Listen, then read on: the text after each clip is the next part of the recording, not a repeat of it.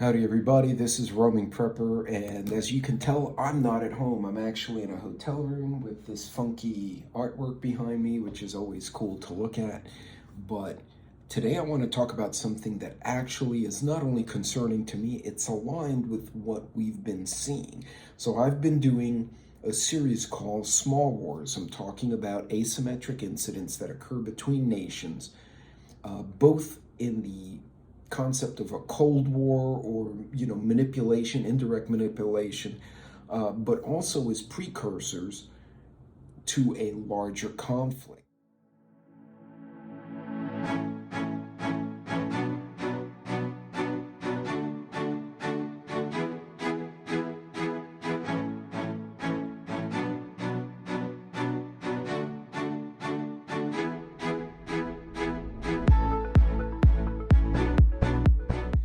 And specifically, I'm talking about the People's Republic across the Pacific.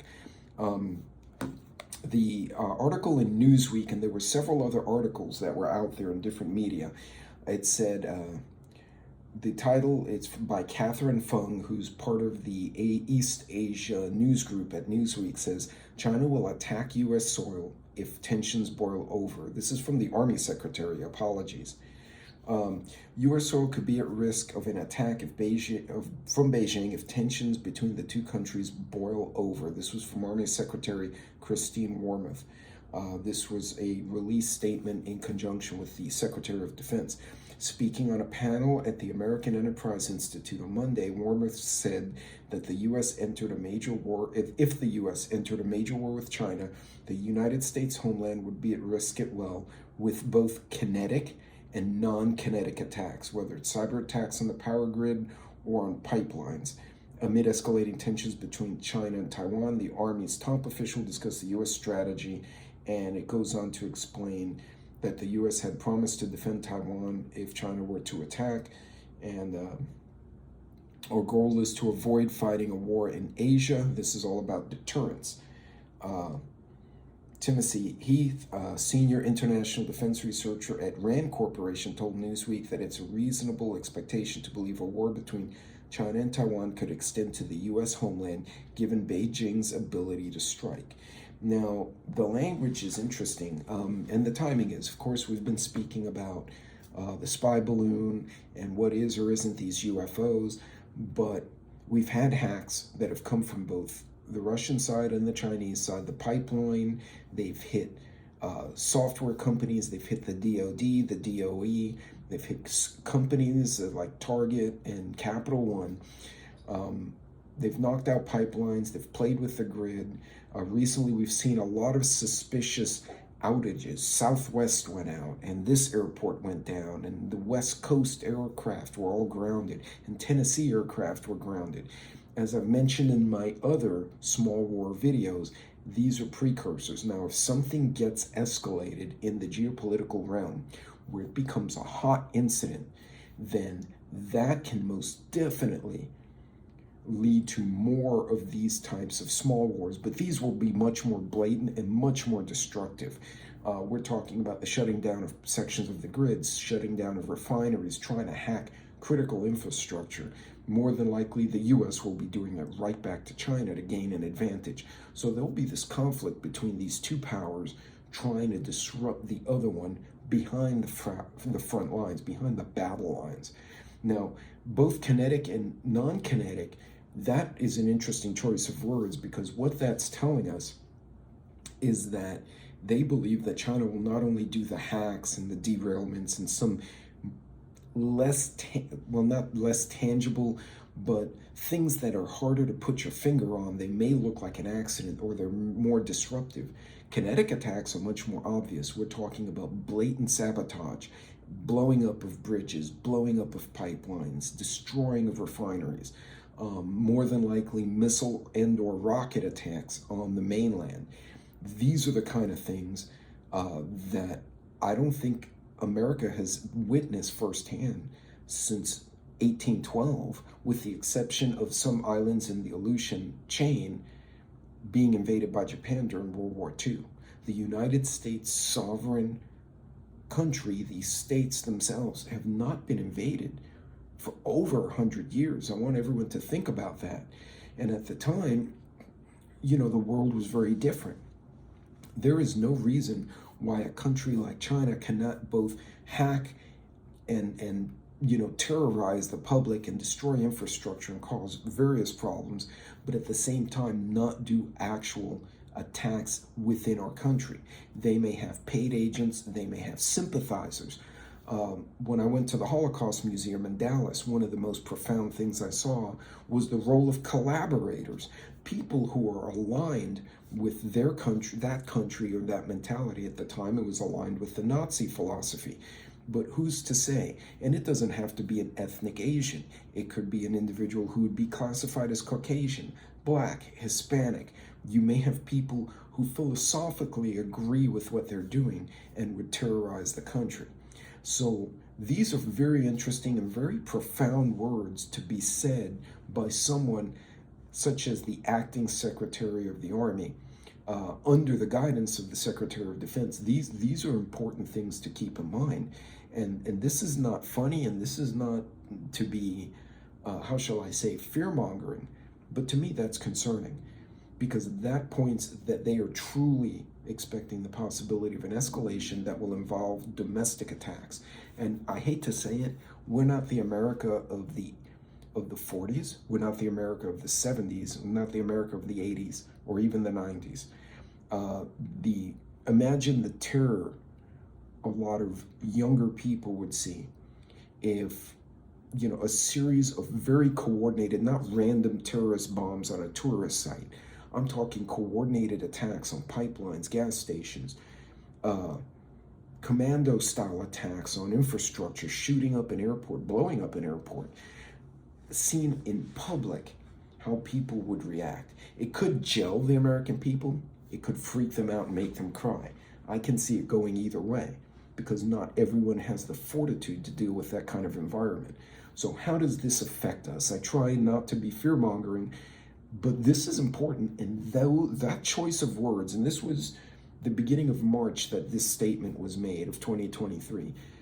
These statements are very profound, and it's very powerful that it's coming from the acting secretary, not a retired person, not a consultant. The person sitting in Washington right now is saying these things. That's frightening.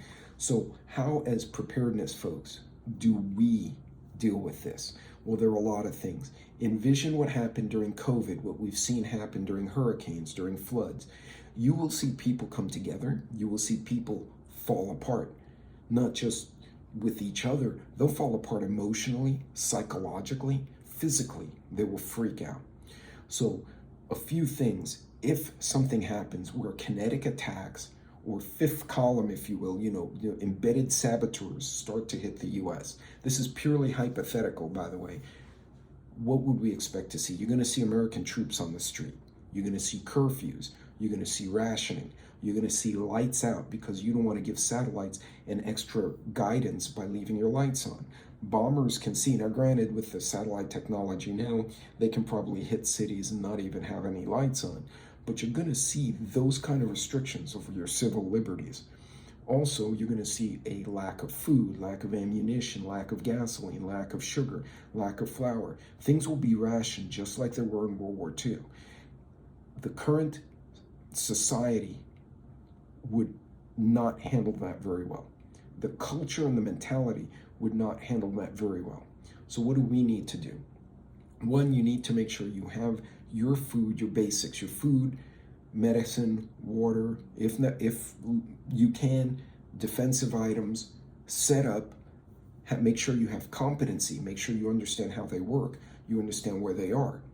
If you can collaborate with other family members or their friends, create a mag or an extended mag where if I have to leave my city, I can go to my daughter, I can go to my son, I can go to a friend, where I can retreat, camp out temporarily, and figure out what my next move is. Also keep in mind, with the restrictions in your freedoms, such as curfews, lights out, and rationing, goods that you're used to getting are not going to be available. So if that happens, you want to be able to get everything you need whenever you are allowed to venture out. and you want to be able to minimize how many times you have to go out the door. Of course, availability of cash, availability of other types of currency is going to be limited.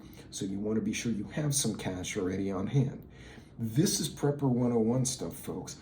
Like I've said before, the Pareto rule, 80-20 rule, 80% of what you're doing already applies to the majority of these situations. So continue to do that, but understand if this happens, even if you say, I don't care, I'll stay in my house, I have what I need, nobody will screw with me. The rest of society, the vast majority of people in the public do not know how to handle this. We've seen it during COVID, where they hoarded toilet paper, they were filling tarps full of gasoline in pickup trucks. I can't even fathom that. These are the same people who punch each other during Christmas, the birth of our Lord and Savior, the Prince of Peace. They punch each other for cheap Chinese computers and TVs.